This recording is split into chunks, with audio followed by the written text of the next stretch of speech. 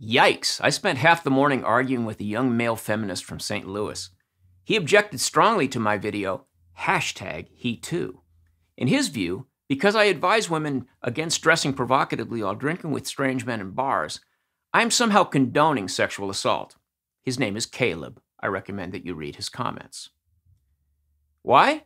Because he absolutely exemplifies the modern declawed beta male doing what he thinks is expected of him.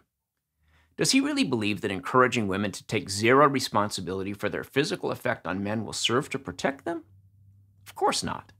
He's just writing some stuff so that later he can read it to his feminist wife and be seen as some version of heroic. And it'll probably get him laid. Jason and I were talking about this move on the part of male feminists, and I said that this is the only way they can be seen as alphas. To be even more outraged at male nature than the other fellas in their pussy hat knitting group. Jason said, "So, they're the alpha beta males?" Exactly. Swiping that one, brother. Our conversation was prompted by an article in the Harvard Crimson. In it, a male student told of his shame at his own recent behavior. He'd been drinking with buddies in Harvard Square when his pals suggested rating female students by how hot they were. "My alarmed heart bolted blood to my cheeks. I crossed my arms, unable to speak. 'Are we making you uncomfortable?' one asked me. I cannot remember my exact response, but it was not, 'Yes, objectifying women, even though it seems harmless to you, demeans them and creates an environment that makes sexual assault more likely.' Instead, I uncrossed my arms, I shook my head, and yes, I discussed which girls were hot." He crossed his arms as his heart bolted blood to his face? I wonder if he also rocked back and forth disconsolately. Really? Was he really shocked and alarmed that male students are interested in women's looks? No, he wasn't. And since such talk has not turned him or his friends into marauding rapists, I think it's safe to assume that Harvard co-eds are safe tonight. So what was he doing? He was performing the only alpha display available to him within his group. There are probably few safer places in the world for women than at a top-tier American university, and few places more influenced by second-wave feminism.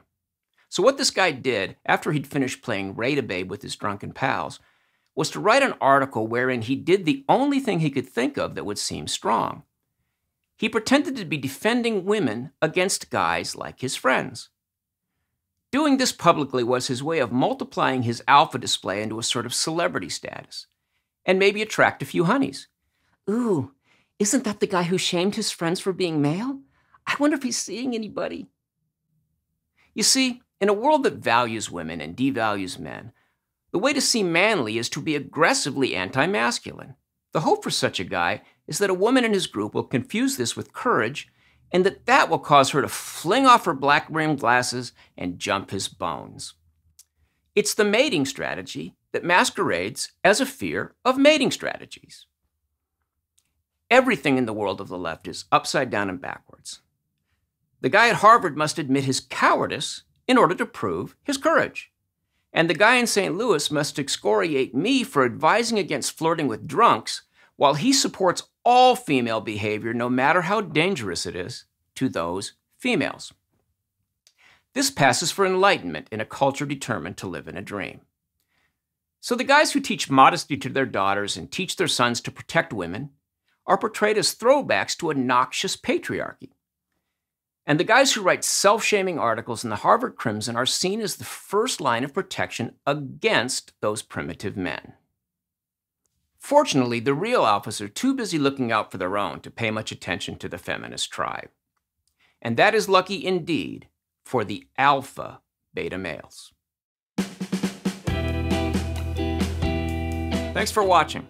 Please consider becoming a supporting member of Blue Collar Logic. Look for the link in the description and give what you can.